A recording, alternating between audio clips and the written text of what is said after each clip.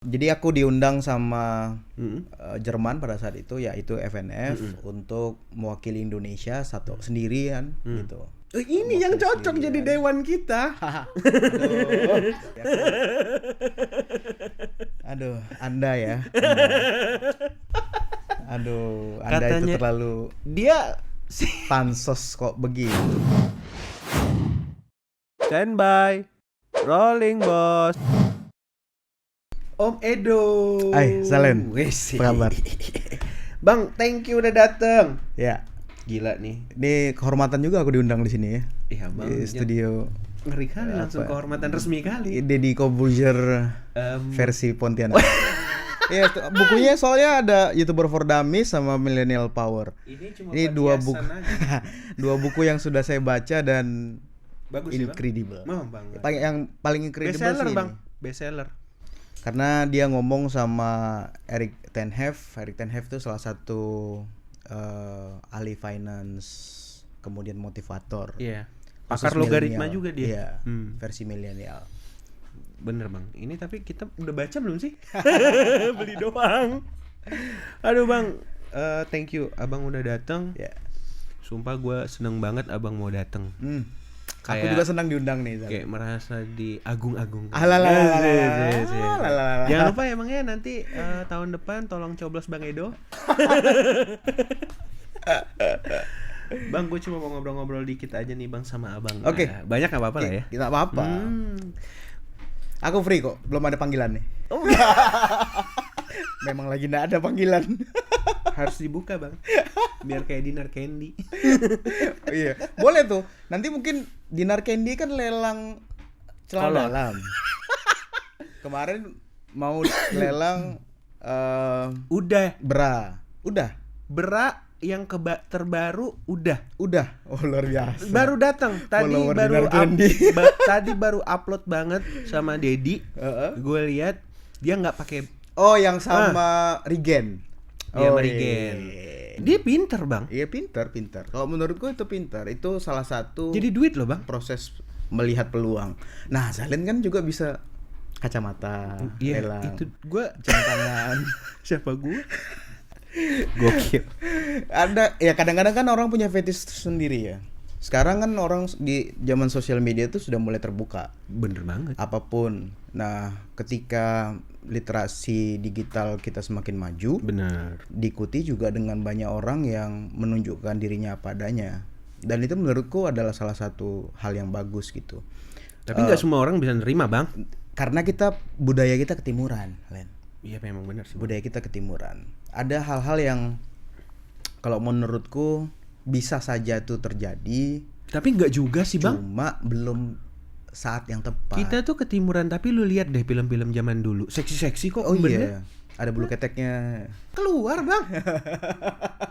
Yeah. Gimana mau bilang ketimuran? Kadang masuk nggak logika? Apa ya? Aku nggak ngerti bagaimana kita Ketat. akhirnya menyerap budaya itu menjadi salah satu budaya kita gitu. Dulu kita agak bebas di Warkop DKI misalnya, film-film Warkop DKI. Terus turun ke era Bagito. Iya. Lika-liku laki-laki, lalu turun lagi ke Patrio. Itu agak-agak terbuka gitu. Tapi makin kesini orang bercanda saja ada undang-undang ITE bos. Sebenarnya ngatur biar nggak kebablasan bang. Ya aku pada dasarnya Karena setuju dengan tidak setuju. Karena negara ada kita beberapa belum ya siap, betul. Ada beberapa pasal yang aku tidak setuju tentang undang-undang ITE. Walaupun aku banyak bergerak di bidang hoax ya. Tapi ada beberapa hal kemerdekaan orang untuk berpendapat itu wajib dilindungi. Benar. Banyak pasal yang bertabrakan dengan Undang-Undang Dasar 1945 dari apa yang dilakukan dituliskan di Undang-Undang ITE gitu. Contoh yang misalnya, lu rasa enggak ya kemerdekaan untuk berserikat dan berkumpul dan akhirnya sekarang kan sudah tidak bisa pandemi ya. Akhirnya mereka berkumpul via Zoom. Atau via Google Meet. Nah, di Google Meet mereka ngomong sebebas-bebasnya dan kemudian disiarkan secara terestrial ataupun secara online gitu. Ada kalimat yang mungkin bagi orang lain tersinggung bisa dilaporkan. Nah, mana di di mana di pasal 28 Undang-Undang Dasar 1945 itu kita diberikan hak untuk bebas berbicara, apalagi kita sudah meratifikasi konvensi PBB soal kemerdekaan untuk berbicara seperti itu. Terus kemerdekaan kalau untuk menurut lu sekarang Bang ya, kemerdekaan bicara yang benar-benar pada koridornya tuh seperti apa kan? Kalau sekarang lu akhirnya kemerdekaan bicara nih, tapi akhirnya lu ngejudge orang. Oh iya. Nah, yang jadi masalah tuh sebenarnya gua tangkep tuh sebenarnya gini. Apa yang diatur itu kalau menurut pandangan gue pribadi ya, sebenarnya hanya mengendalikan biar lu tuh sebelum lu ngomong lu baca. Betul. Nah, betul. Kenapa ada undang-undang itu? Maksud pemerintah tuh mungkin kalau gue ya, bukannya karena gue pro pemerintah, tapi gue berusaha kalau misal andai gue suatu saat jadi pemimpin gitu, berandai, jangan lupa coblos gue. Pilih zalim. Jadi gue pikir diatur supaya lu sebelum ngomong lu mikir. Ya. Takut. Kalau di bagian itu aku setuju. Di amandemen Amerika juga di pasal 1 disebutkan freedom of speech. Iya. Dan freedom of expression gitu. Iya. Tapi Donald Trump nggak? Ya itu dia. Kalau kan banyak orang kan Indonesia kan katanya mencontoh bagaimana demokratisasi di Amerika, ya dong. Banyak orang berguru ke sana, belajar ke sana, termasuk saya belajar ke sana gitu. Tapi kita lupa bahwa ada hal, kalau tadi kita tarik garis dari yang Zalan bilang soal bagaimana orang merdeka dalam bicara itu harus ada batasannya. Jangan juga kita melanggar HAM orang dengan menggunakan HAM sendiri gitu. Maksudnya gini, ketika orang gibah online terhadap orang lain atau memfitnah orang lain kayak gitu, itu artinya kita sudah melanggar HAM orang tersebut. Benar. Kita tidak berikan dia kesempatan untuk klarifikasi, atau dalam bahasa Islamnya adalah kita tidak tabayun misalnya, atau kemudian kita tidak melihat dari sisi yang lain misalnya seperti itu. Kita tiba-tiba sudah menjudge. Itu artinya kita sudah melanggar HAM-nya dia. Benar. Gitu. Nah, aku setuju di bagian itunya. Karena sebebas-bebasnya kita harus ada aturannya. Itulah namanya bernegara. Kalau tidak ada aturan ya, kalau dalam teori bernegara itu namanya utopia, satu negara yang diidam-idamkan untuk sebebasnya. Makanya kawan-kawan anarko atau anarko-sindikalisme yang pakai paham anarkisme gitu. Anarkis, nah ini harus diluruskan nih. Kadang-kadang polisi juga salah nih. Dibilang demo anarkis itu artinya bebas. Benar. Bebas merdeka, bukan merusak itu vandalisme. Gitu. Banyak sekali diksi yang salah digunakan. Nah, kalau misalnya ada satu negara yang seperti itu di dunia ini, itu beda ideologi lagi. Bukan berarti tidak ada aturan. Mereka juga bikin aturan. Aturannya adalah saling membantu misalnya begitu. Bagaimana bangunan itu tidak roboh misalnya pada saat mereka membangun infrastruktur seperti itu. Kalau tidak ada aturan ya susah juga. Makanya di dalam kehidupan sosial orang kita butuh aturan kayak gitu. Pasti itu harus sih Bang kalau menurut gua. Contohnya ya yang lagi banget viral Anjay ya, Anjayani sekarang. Coba lu bayangin coba. Itu sorry to say sih. Aduh, Anda ya. Aduh, Anda katanya, itu terlalu pansos kok begitu. Dia penerus Kak Seto kata Dedi. Apa ya? Aku nggak bisa berkata-kata, Len. Jadi apa ya? Jadi dia ingin menjadi penerus Kak Seto, tapi kita lihat aja apa dia ada di Senopati. Anda kalau saya lagi ke Jakarta, diundang teman-teman saya ke Holy Wings, ke Senopati. Kalau saya melihat Anda, saya akan instastorykan Anda. Biar follower saya masih sedikit. Yang pasti saya juga di-follow sama artis-artis yang benci sama Anda. Bang, di IG lu gue lihat nih, cakap buntal, penulis, editor, freelance jurnalis, moderator, digital media trainer, ex-sekretaris of Aji FNF tuh apa bang? FNF tuh Frederick aku lupa pokoknya. Germany alumni itu maksudnya apa bang? Jadi aku diundang sama Jerman pada saat itu, yaitu FNF untuk mewakili Indonesia sendirian gitu. Ini yang cocok jadi dewan kita. Umur berapa sih bang? Sekarang jalan 35. Oh 35. Wah bang angkat gue berarti. IVLV US alumni. International Visitor Leadership Program. Jadi itu mewakili pulau juga. Saya wakilin Kalimantan untuk diundang oleh dan menghabiskan uang rakyat Amerika karena pakai duit rakyat Amerika. Tapi enggak bang. Amerika dapat duit dari kita. Iya juga sih. Iya juga. Jadi kadang-kadang tuh kita suka bilang kita ngambil duit padahal ngambil duitnya lebih banyak. Tapi kalau ini memang duit rakyat dari pajaknya. Bukan, jadi aku kan juga awalnya berpikir awalnya berpikir seperti itu gitu. Tapi lama-lama aku mikir di sana itu kan semuanya diatur oleh korporat ya. Jadi pemerintah itu hanya membuat satu regulasi yang memang hanya untuk daerah itu. Jadi gini, Trump itu tidak punya daya terhadap Los Angeles dan lain-lain. Orang-orang tuh bang banyak berpikir Amerika tuh kaya loh. Iya. Jadi padahal yang kaya tuh korporat ya? Iya, korporatnya yang kaya. Jadi mereka itu kan negara bagian deh. Gubernur itu punya kuasa di atas presiden. Tapi ada satu hal yang harus sebenarnya kita peka sama Amerika. Apa? Ketika zaman itu berubah, mereka selalu punya presiden sesuai kebutuhan Amerika. Iya. Contoh saat kemarin Trump terpilih, ya memang Amerika butuh seperti Trump. Kalau nggak ada orang gila seperti Trump, gue bisa bilang mungkin sekarang Cina udah sangat-sangat berkuasa banget. Bisa masuk akal. Dan itu nggak terjadi juga. Dan itu nggak terjadi di Indonesia, bang. Rusia juga seperti itu. Iya, Rusia kayak gitu.